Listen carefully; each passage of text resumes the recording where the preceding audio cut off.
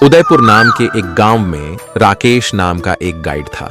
जो कोई भी यात्री उदयपुर आते थे उनको उस गांव के अनेक प्रसिद्ध जगहों को दिखाता और उनके दिए पैसों से अपना गुजारा करता था। उदयपुर के सूर्योदय और सूर्यास्त बहुत प्रसिद्ध थे और लोग उसे देखने के लिए बड़ी मात्रा में आते थे। राकेश स्वाभिमानी था और किसी से भी सहायता नहीं मांगता था। एक दिन बिना कोई यात्री के राकेश की दिन की कमाई नहीं हुई थी और दोपहर में भूखा एक जगह में बैठा था।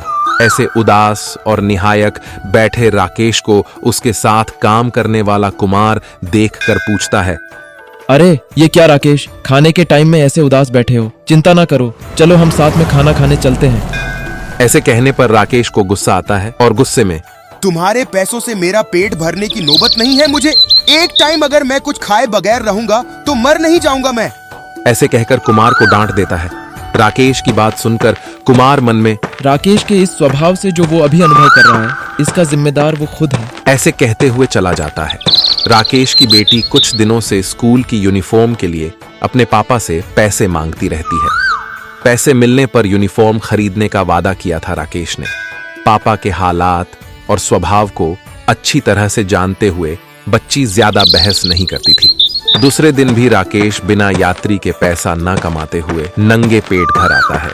घर में अपनी बेटी को नई यूनिफॉर्म में देखकर उसका गुस्सा चढ़ जाता है और गुस्से में घर में पड़ी हुई एक लकड़ी को लेकर अपने आप को पीटता हुआ कहता है, अपने पापा से नहीं हो पाएगा। ये सोचकर तुमने भीख मांगकर यूनिफॉर्म लिया है ना। अपने पापा के हालात का अच्छा मजाक बनाया तुमने। ऐसे कहते हुए बेहोश गिर पड़ता है। जब उसकी आंखें खुलती हैं और सामने अपनी बेटी के साथ एक महिला को देखते हुए, आप कौन? ऐसे पूछने पर, आपकी बेटी ने इंटर स्कूल कंपटीशन में 1000 रुपए का प्राइज जीता था। मैंने ही उसको एक यूनिफॉर्म दिलाया था। इसमें आपका स्वाभिमान का कोई अपमान नहीं हुआ है।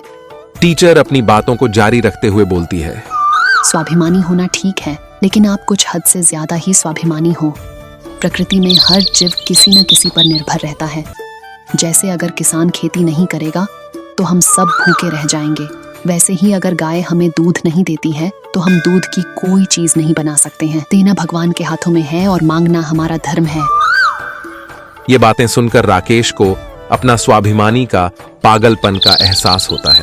तब से वह सबसे मिलजुल के जीवन बिताने लगता है। एकता में बल है। दूसरों पर निर्भर होना ठीक नहीं, पर मिलजुल कर एक दूसरे की सहायता करके जीवन गुजारने में असली मजा है।